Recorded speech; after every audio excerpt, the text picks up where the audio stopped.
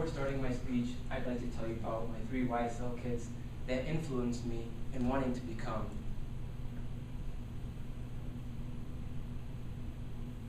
A teacher or just an ESL teacher in general. I helped these students improve on their reading skills in just one semester, and that made me think, wow, I can really help students learn the language of English, which leads me.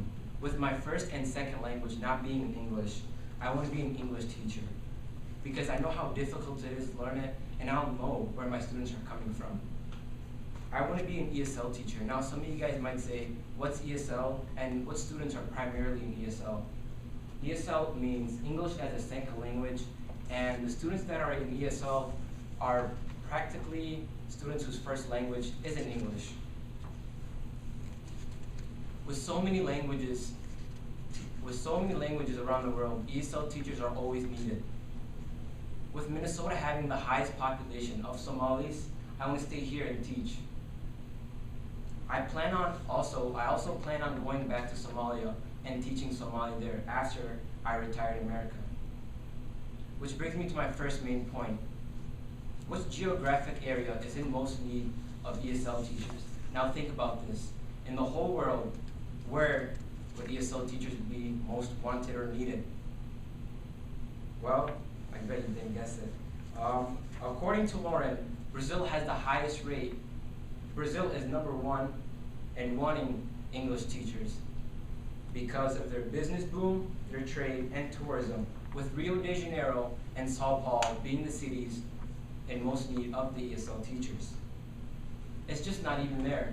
Even in Otana, Minnesota, ESL teachers are needed. With Ms. Martinez saying, and I quote, "Otana needs more ESL teachers, and we have numbers to show for it, and that is one of the schools I'm thinking about teaching after I get my degree."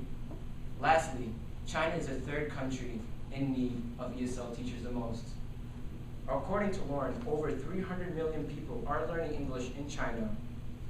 English teachers in China get benefits like free rent, good salaries so they can save.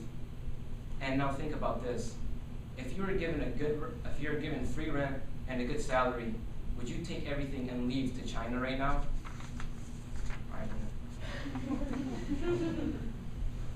Now, being a teacher comes with being very busy, inside and outside of the classroom, even if it means eating lunch with your students and not eating lunch with the coworkers, so you can engage with your students more and so you can learn them, so you guys have a better time in class. Which brings me to my second main point, a day in the life of an ESL teacher. According to Ms. Martinez, her day is very busy. It starts off with meetings, and then later on she teaches class until noon, has her lunch, and then after that teaches at the ALC, which she has to drive over, and then finish her day off over there, which is very busy, honestly. I go to 3 classes in one day, and I claim I'm tired. Now, being an ESL teacher and teaching students, you have to be very understanding. With Christine Kaloa, a teacher, saying, and I quote, "An ESL teacher must be very patient, as his or her students will not be fluent in the English language. And I honestly think you should always be patient if you're wanting to become a teacher. If not, you should find another field." As you can maybe imagine, ESL teachers are busy, even in America or outside of another country. With Ms. Christine Kaloa, a teacher from Korea, saying, and I quote, "As I'm working in Korea, the work culture and education system is different here. I feel like my job is challenging. Moving to another country and not knowing their work culture, or how their education system works, I would also think that it would be difficult. Giving your all into a career and finding out it's interesting, exciting, and rewarding is something that we all want. Which leads me to my last main point. How interesting, exciting, and rewarding is this field? Ms. Martinez said, and I quote, "Brings happiness, you give a lot to not get something back. It's rewarding because it impacts generations, and that's something that I want to do." Ms. Dana Peterson also said, and I quote, "This is the most rewarding and satisfying job I have found in the field of teaching." I'm looking forward into this field because it's really highly spoken of by many people. In conclusion, first, I talked about what geographic area is in most need of ESL teachers, which was Brazil, and the cities in most need are Sao Paulo or Rio de Janeiro. Secondly, I talked about a day in the life of ESL teacher and how busy they are. Lastly, I talked about how rewarding this field really is.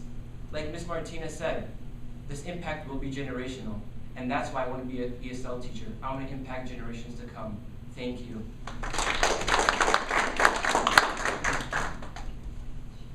Any questions? So do you think you want to work with kids, or would you want to work with adults as well? I mean, first, primarily kids, and then work my way up to adults. Any other questions? Yes? When did you start thinking about this career? I thought about it just last year when I had a talk with my principal. Thank you. Thank you.